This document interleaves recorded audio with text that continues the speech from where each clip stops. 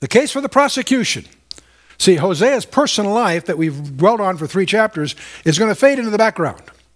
The rest of this book is prophetic. What had previously been presented by symbols, figures, allegorically, whatever, is now going to be plainly and literally expressed. Allegories are useful for illustration, never for doctrine. Little caution. They're all allegories all through the Bible for illustrations. Be careful, because they're also a license to invent. So you use allegories to understand something that's already been established, but you be careful about using it as doctrine. The history of the church is littered with people who get that confused. God is going to spell out some specific charges in his case here. The case for the prosecution.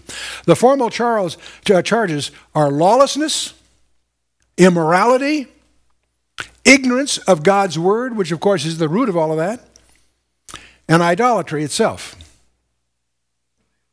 Covetousness is idolatry, Paul tells us in Colossians 3. So we don't think of ourselves as idol worshipers in the sense of bowing before a wooden or bronze statue. That's not the only form of idolatry. Any form of covetousness is idolatry, especially in a materialistic culture. Think about it. Is there any other nation as committed as we are to covetousness? Boy, we're the most materialistic nation on the planet Earth.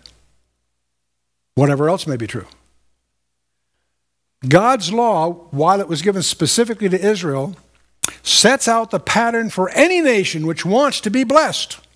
Yes, the law was given to Israel, but God's principles apply to everyone because he changes not. Here,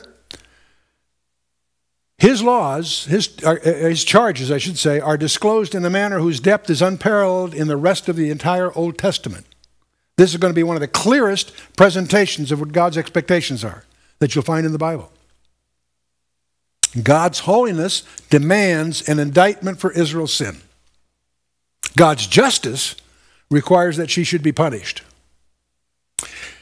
And I want to recall what Thomas Jefferson said back in 1781. He says, "I tremble for my country when I recall that God is just and that his justice will not sleep forever." So be it.